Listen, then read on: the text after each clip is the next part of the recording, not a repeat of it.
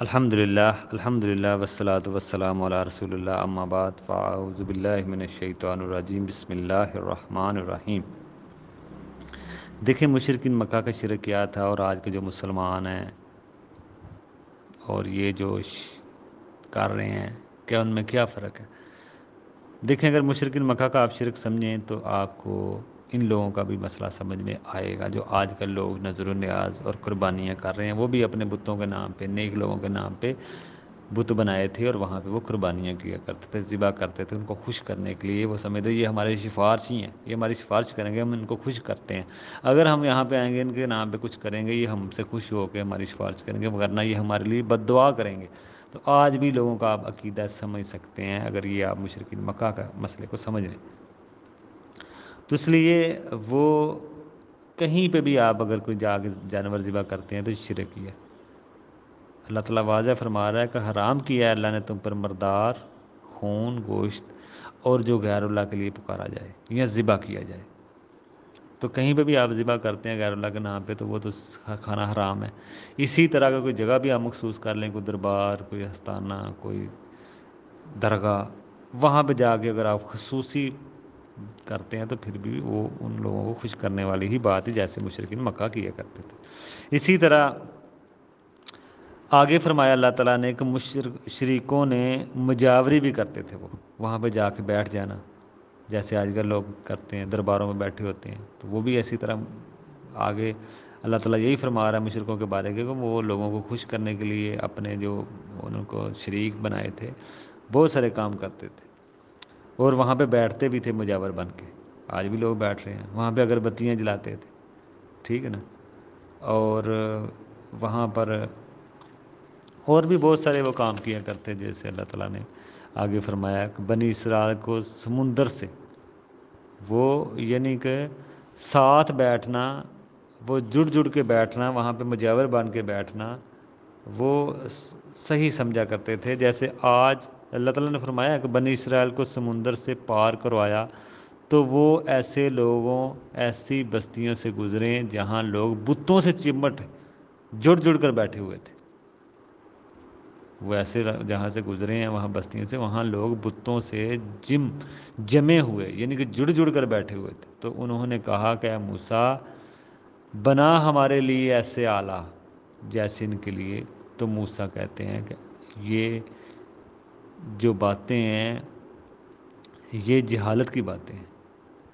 تو اس سے پتہ چلا کہ لوگ بھی اپنے شریکوں سے جڑ جڑ کر بیٹھا کرتے تھے پہلے بھی، آج بھی ہاتھ لگا لگا کر چومتے ہیں، ان کو چومنا وہ پسند کرتے ہیں، وہاں پہ بیٹھنا مجاور بن کے پسند کرتے ہیں۔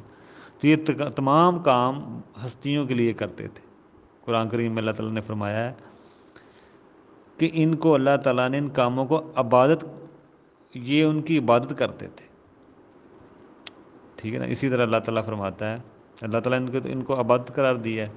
خلاصہ اس سے یہی ہے اس موضوع کا کہ مشرکین مکہ اللہ کو خالق ہی مانتے تھے، مالک ہی مانتے تھے، رازق ہی مانتے تھے، سارے اختیارات کا مالک اللہ ہی کو سمجھتے تھے، لیکن اپنے انبیاء کرام صالحین کو اللہ کے ساتھ شریک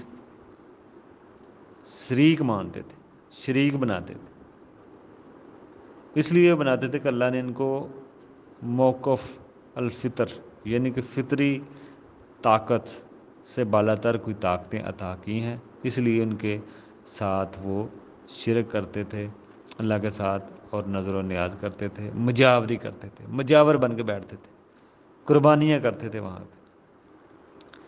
تو اس لیے قرآن کریم کی آیتوں سے یہ پتہ چلا کہ مشرکین مکہ ان کاموں کو اللہ کے ساتھ وہ شرک قرار اللہ نے ان کو دیا، ٹھیک ہے نا۔ اللہ نے مشرکین مکہ کے ان کاموں کو اللہ نے شرک قرار دیا کیونکہ وہ مجاور بن کے بیٹھنا، قربانیاں کرنا اور ان کو خاص نوازا اللہ نے طاقتوں سے، وہ طاقتوں سے فائدہ لینا، اختیارات سے فائدہ لینا کہ اللہ نے ان کو کوئی خاص اختیارات دیے ہیں، یہ ساری چیزیں وہ سوچ کے ہی ان سے مانگتے تھے، تو اللہ نے ان سارے کاموں کو اللہ نے شرک قرار دیا، ٹھیک ہے نا۔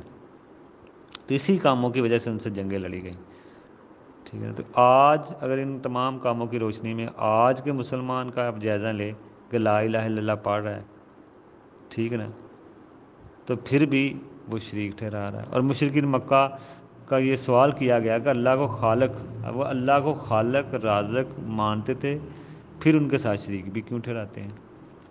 تو ان کے ساتھ شریک بھی ٹھہراتے تھے. تو اس لیے اللہ تعالیٰ فرماتا ہے ہم عبادت کرتے ہیں، ہم عبادت کرتے ہیں ان کی تاکہ یہ ہماری، وہ اس لیے کہتے تھے، اللہ تعالیٰ فرما رہا ہے، وہ کہتے ہیں ہم عبادت کرتے ہیں ان کی تاکہ یہ ہمیں اللہ کے قریب کر دیں. فرمایا اللہ قیامت کے دن ان کے درمیان فیصلہ کر دے گا جو یہ اختلاف کرتے ہیں. تو آج بھی لوگ ان کا سہارا اس لیے لیتے ہیں کہ اللہ کے قریب ہونے کے لیے. تو لہٰذا قرآن میں قطعاً عمل یہ جائز نہیں ہے. اللہ تعالیٰ نے واضح یہ منع کر دیا کہ وہ اللہ کے قریب ہونے کے لیے یہ سارے کام کرتے ہیں تاکہ یہ نیک لوگوں کے نام پہ ہم ان سے مانگیں، اللہ ان سے خوش ہوا ہے اور ان سے ہم مانگیں گے، ان کو شریک، اللہ ان کے ساتھ راضی ہے اور اللہ سے کہ ہم قریب ہو جائیں گے. تو آج بھی اللہ کے قریب ہونے کے لیے لوگ مختلف اس طرح کے کام کرتے ہیں.